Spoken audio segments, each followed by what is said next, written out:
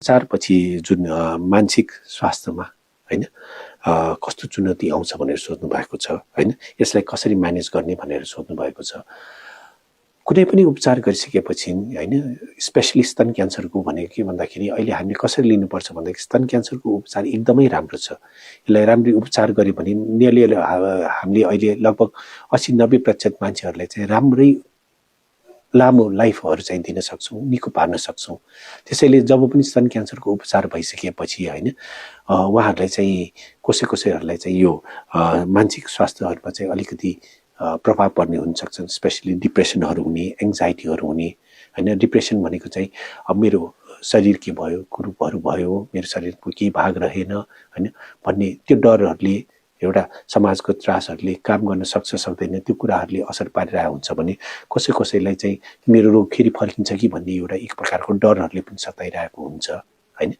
यस्तो बेलामा चाहिँ हामीले के गर्छौं त भन्दाखेरि एक त उपचारको बारेमा एकदम राम्रोसँग हामी हाम्रो बिरामीहरुसँग एकदम सल्लाह गर्छौं र उहाँहरुलाई चाहिँ आफ्नो नियमित लाइफलाई चाहिँ हामीले फेरि रिज्युम गर्न सक्छौं भन्ने चाहिँ हौसला दिन्छौं।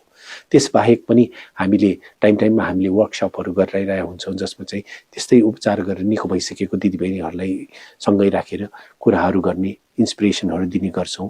र त्यसबाहेक पनि अहिले हामीले त नयाँ साइको ओन्कोलोजी क्लिनिकहरु भन्ने खोलेको छौं जसमा चाहिँ हाम्रो साइकोलोजिस्टहरुले हैन, साइकियाट्रिस्टहरुले उहाँहरुको चाहिँ इभ्यालुएसन गरेर कहिलेकाहीँ पर्यो भने उहाँहरुलाई औषधिहरु पनि दिएर हैन यसबाट चाहिँ निको पार्न गर्न सक्छौं।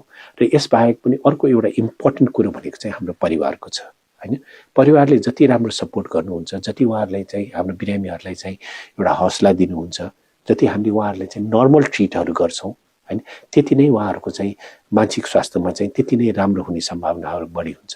त्यसैले कुनै पनि ब्रेस्ट क्यान्सर भएको दिदीबहिनीहरुलाई चाहिँ परिवारको सपोर्ट एकदम जरुरी हुन्छ, स्पेशली श्रीमानहरुको, बच्चाहरुको भयो र आफ्नो घरको इनलजहरुको हैन एकदमसँग सपोर्ट एकदम धेरै चाहिन्छ। अहिले धेरै दिदीबहिनीहरु उपचारपछि आफ्नो दैनिक क्रियाकलाप, आफ्नो दैनिक कामहरु, आफ्नो दैनिक क्यारियरहरुमा चाहिँ एकदमै राम्ररी फर्किराख्नु भएको छ। त्यसैले हैन यो रोग लाग्यो भन्दैमा हामी हतोत्साहित हुनु पर्दैन र राम्ररी उपचार गरे भने राम्रो हुन्छ र परिवारको साथ र राम्रो सपोर्टहरु भयो भने चाहिँ उहाँले आफ्नो नर्मल लाइफ जिउन सक्नुहुन्छ।